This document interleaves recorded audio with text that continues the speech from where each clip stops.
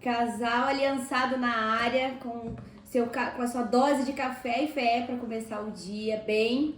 E hoje o assunto é Polêmico. Democracia no lar. A ideia é a gente conversar hoje sobre a questão de quem manda em casa. Por isso que é meio polêmico, né? Qual é a democracia dentro de casa? E o que algumas pesquisas mostram aí é que tem muitos conselheiros, né, matrimoniais que eles dizem que um dos maiores problemas é a decisão dentro de casa, né? Porque quando é solteiro ainda, né, ou quando está na casa dos pais, você não precisa tomar nenhuma decisão, né? E depois que os dois se casam, né, começam a ter sua vida, eles percebem que só tem dois para tomar a decisão, né? E aí é que começam as polêmicas, porque eles não sabem, né, eles não sabem quem é que manda dentro de casa, ou quem decide, ou é, quem, né, é que dá a decisão final ali em todas as situações ali, em todas as decisões que acabam ocorrendo durante o dia.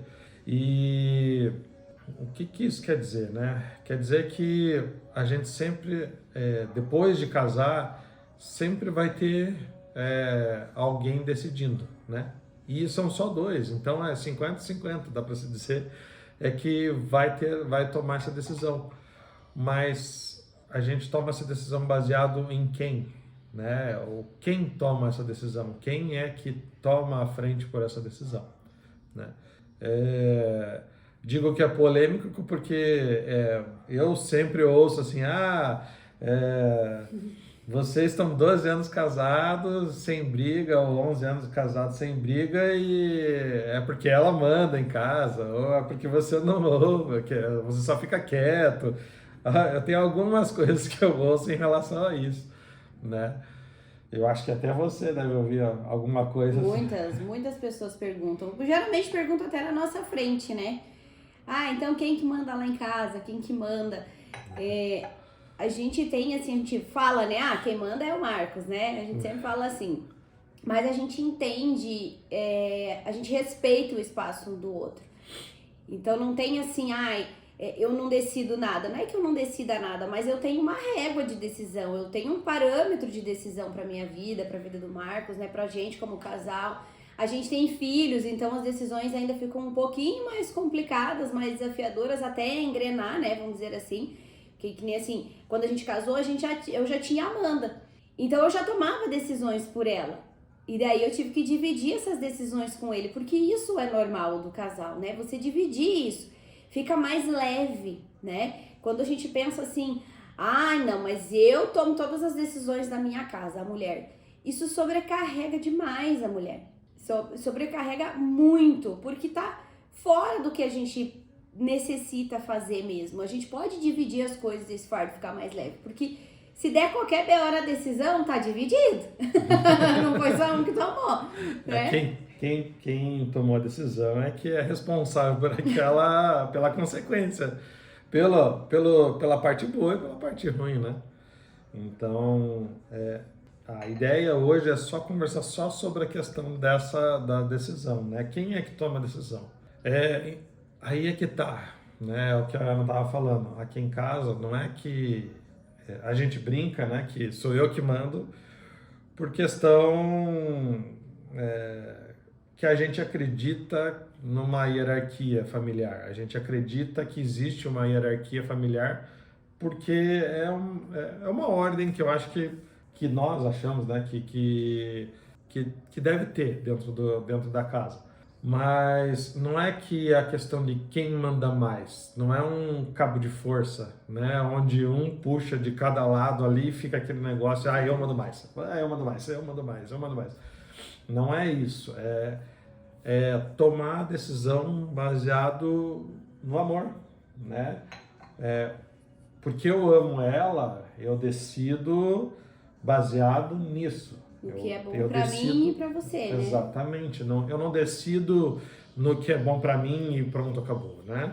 Eu decido no que é bom para nós. E é isso que faz com que ela se sinta mais tranquila, sabendo que eu vou tomar uma decisão pensando em nós dois, né? Não é pensando só em mim, ou ela mesmo não é... Na verdade, até assim, ela não toma decisão sozinha, ela sempre conversa comigo.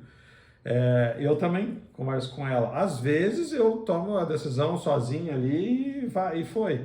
Mas porque é baseado em uma coisa, Exatamente. É o bem-estar da nossa família sempre em primeiro lugar. Não é pensando em mim só, não é pensando no homem, né? Ah, eu sou o homem da casa. As suas necessidades, né? Eu acho que você vem à frente das decisões, porque a gente sabe que ele sempre vai arcar com a consequência maior, vamos dizer assim. Se foi uma decisão financeira que deu errado, a responsabilidade maior financeira é dele. Por mais que eu venha a ganhar mais, ou por mais que as mulheres ganhem mais dentro da sua casa, a gente entende que para o bem do sistema familiar, o Marcos é responsável, o homem é responsável pelo sustento da família. É ele que dá essa cobertura, né? É ele que está à frente de qualquer coisa que acontecer.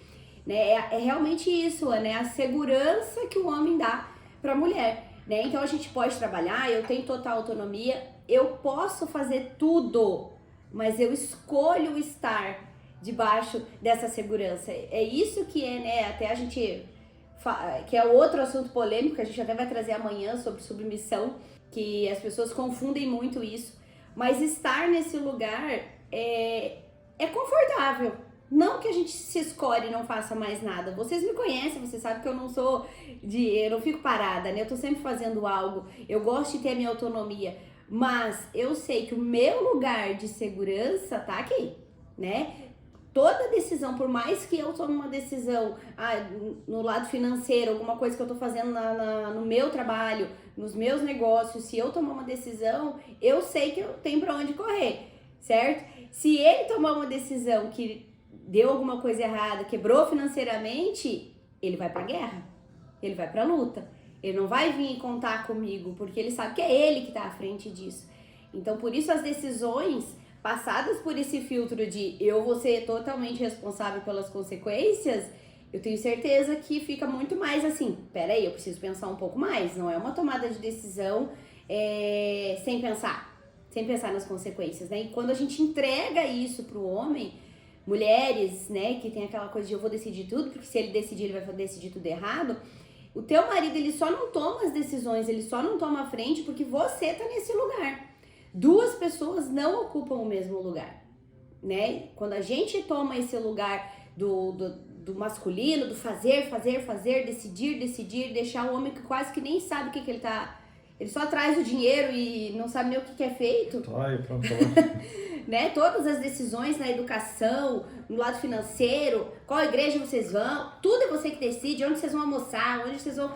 Tudo... Isso fica pesado, vai chegar uma hora que você vai olhar e vai dizer assim, estou sobrecarregada, esse homem não me ajuda em nada. Mas, como a gente traz aqui o princípio de mudar isso dentro da gente, olhar pra gente primeiro, que lugar que eu tô tomando que tá me deixando tão sobrecarregado, né? E no início, quando a gente começa a fazer essa transição de carreira, vamos dizer assim, toda transição de carreira, ela é desafiadora.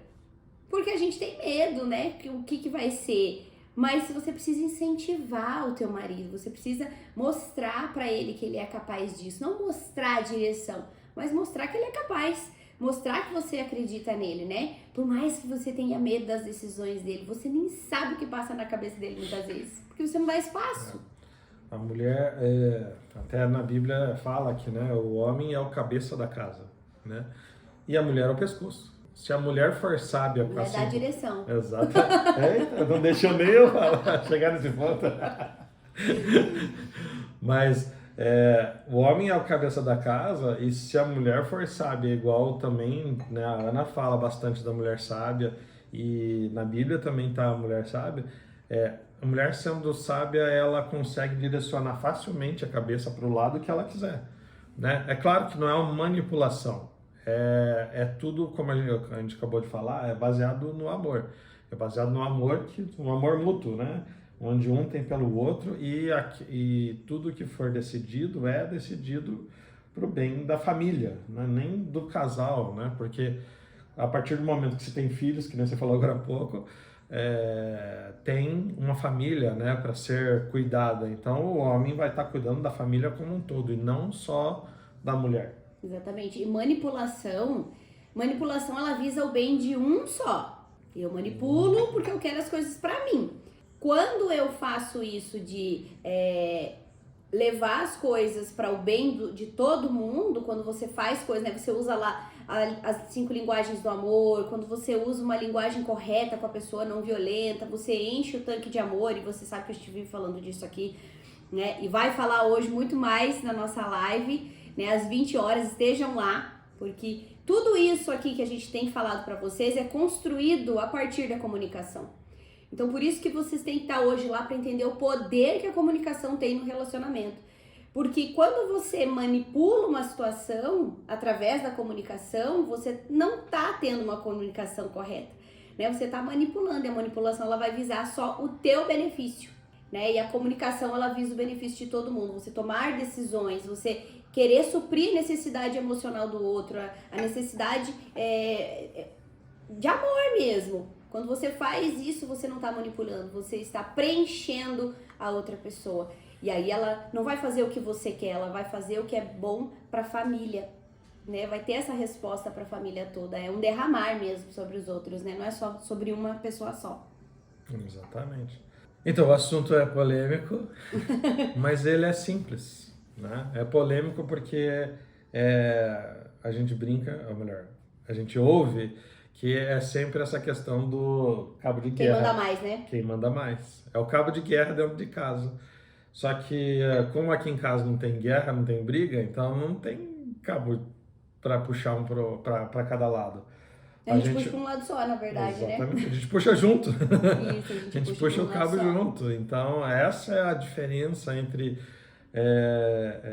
quem manda mais. Na verdade, a gente manda junto e manda tudo.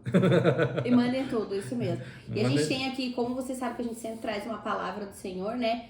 Eu quero ler uma que está lá em 1 Coríntios 10, 24. Para quem está anotando aí, 1 Coríntios 10, 24. Paulo diz assim, né? Ninguém deve buscar o seu próprio bem, mas sim o dos outros. Quem conhece a Cristo, quem conhece um pouco da história de Jesus, vai entender que ele fez tudo por amor, né? A régua dele era sempre o amor. Ele deu a vida dele. Ontem a gente falou sobre isso também, né? Sobre o sacrifício de dar a vida ao outro. Jesus fez isso, e quando a gente conhece Cristo, quando a gente tem essa régua do amor dele, que é um amor que constrange, quando a gente começa a fazer coisas por amor pro outro, fazer baseado no amor, constrange o outro tanto, que o teu derramar constrange tanto o outro, que ele se rende a isso e começa a fazer algo que seja bom pra você também. Se você tem um marido egoísta que pensa só nele, tá faltando alguma coisa ali, né? Tem alguma dor emocional ali gritando pela essa necessidade de ser sempre eu. Quando você derrama amor, quando você tem as suas atitudes baseadas nas atitudes de Jesus, você entende que o amor constrange. E eu não tô falando de assim, que você vai fazer tudo pela pessoa e você não vai ter nada. Não é isso. Existe um amor, que até esqueci o nome, que é um amor que dá limite, né? Que é um amor que eu não vou deixar você fazer mais mal pro nosso casamento e daqui a gente não vai passar, né? Eu vou seguir firme nesses princípios e aqui a gente não vai ultrapassar mais. Então... É o amor firme mesmo. É o amor firme, né? Esse é o nome. É que eu não lembro do outro. Agora eu também não lembro. Isso, mas quando é uma decisão, o amor firme é decisão de fazer aquilo até dar certo, né?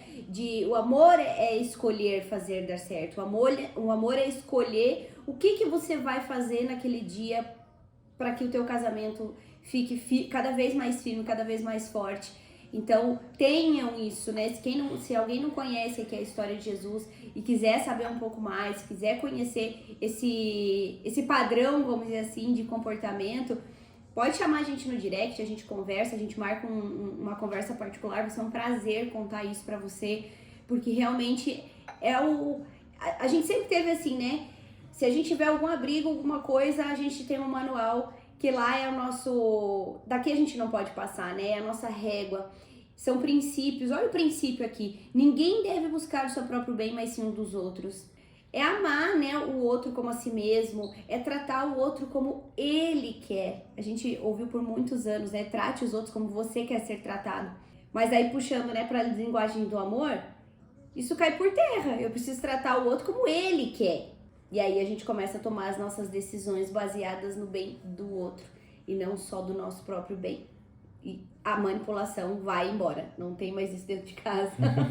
E mulher é muito boa nisso, tá? Muito, muito, muito maravilhosa quando ela quer manipular uma situação. Ela se faz de vítima, ela começa a mandar em tudo, com jeitinho manso, uma carinha de boazinha, mas por dentro tem uma grande manipuladora. Então examine, a gente precisa examinar as nossas atitudes, né? Por que realmente eu tô fazendo isso aqui? Qual que é a minha intenção de falar a linguagem de amor dele só em situações que eu quero? Isso é manipulação. Isso dá ruim. Dá ruim. Então, assim, que a gente tenha, né, realmente, que a gente possa analisar qual que é a nossa régua de tomada de decisão. Isso é muito importante. Não pensem que só um decide, que só um vai ter a consequência. Não, são os dois. Então, qual que é a régua de vocês dois dentro de casa da tomada de decisão? E uma coisa que é muito importante, gente, tudo que a gente faz, principalmente quem tem filho, quem vai ter, e até com todos os relacionamentos que você tem, tudo que você fizer aqui dentro da sua casa, o seu filho vai levar para casa dele. Então, assim, se o teu marido, se você não tá tratando o teu marido direito e você tem uma filha, provavelmente a tua filha, consequentemente, vai tratar o marido da mesma forma. Ai, mas ela é totalmente diferente de mim, ela não vai ser desse jeito porque ela é diferente. Sabe por que a gente ainda não sabe? Porque ela ainda não casou. Você só vai ter a certeza, só vai ver as suas atitudes ruins nela quando ela estiver casada. E aí... Na verdade, eu acho que começa a despertar até já no namoro. Já dá pra ter. Dá pra ter. Dá pra Quando ela tem um sinais... relacionamento sério, vamos dizer assim, né? Isso. Quando já tá ali há um ano namorando, enfim, quando já é um namoro mais consistente, você começa a ver as consequências, né, dos seus atos. Se você não quer isso, né, você não quer que ela sinta esse peso, essa frustração, porque é bonitinho que, ela manda no marido também, ela é poderosa, assim como eu. Só que ela também se sente sobrecarregada como você. Ela não se sente amada como você, ela não se sente protegida como você. Não é isso que a gente quer para os nossos filhos, eu tenho certeza disso. O meu filho me obedece, meu filho, não grude comigo, com a mãe, né? Eu decido tudo pra ele, eu quase que não deixo nem ele respirar, porque tá tudo pronto. Eu deixo tudo pronto pra ele, eu sou uma mãe maravilhosa, porque eu faço tudo pelo meu filho, eu deixo tudo pronto. E aí ele casa. E aí ele vai se sentir menosprezado pela mulher, porque a mulher vai subir em cima, né? Vai ali mandar nele. E aí você não quer isso pro seu filho. A gente não tá falando de bebês, né? Não, tô falando já de uma criança já com uma ali na fase dos seus 10, até menos, né?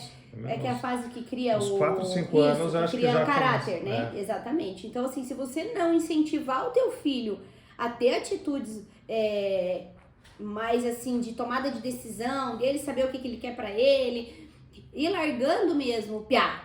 Tem que largar o piá fazer as coisas de homem. Né? Incentiva o teu marido, vai fazer alguma coisa com ele, vai jogar um futebol, saiam da frente desse videogame, né? Somente isso não é bom. Porque você vai, cortando as asas dos seus filhos, né? Vai castrando eles. É uma castração emocional, porque ele é só pra ficar dentro de casa. Ele é moldado pra ficar ali. E a gente sabe que o homem ele é moldado pra sair pro mundo. Então, essas decisões são muito importantes e precisam ser conversadas.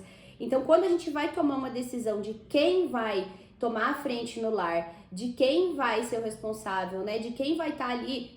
Gente, ser homem eu imagino que não é fácil. Eu digo assim, como eu gosto de ser mulherzinha. Porque qualquer BO que dá, quem vai ter que responder é ele, né? Então, assim, a gente precisa treinar os nossos filhos para isso também. Como que a gente tem treinado os nossos filhos? Eu sou a machona dentro de casa e eu decido tudo? Ou eu passo a responsabilidade para ele e ensino que ele tem que ser o modelo do pai? Exatamente. E até assim, já pegando o gancho, no meu Instagram eu tô começando a postar coisas, né? Tá um pouquinho lento porque eu ainda tô terminado alguns projetos e tal, mas lá no meu Instagram eu tenho começado a trazer assuntos relacionados a homens, né? Para a questão do homem, do masculino, de elevar mais essa questão de eu sou o responsável pelo lar, né? Eu tomo as decisões, mas é que eu tomo as decisões, eu decido, né? Eu sou forte, né? É a questão, essas questões que eu tenho começado a trazer ali, tem algumas postagens já, e para que a gente possa ter um lar, né, ou mais lares, né, que estejam em um equilíbrio melhor, né? Não é na nossa régua, mas é uma coisa que a gente viu que tem tido tá meio desbalanceado essas questões aí de eu decido, né? A gente está falando da decisão que é como um exemplo do que acaba sendo um ponto de discussão ou de briga dentro de casa, né? Briga porque eu quero dizer ali esse cabo de guerra, né? Tipo, eu mando mais e tal. Só que a gente sabe que a mulher precisa deixar esse lugar vago para que o homem possa tomar o lugar, né, de decisão.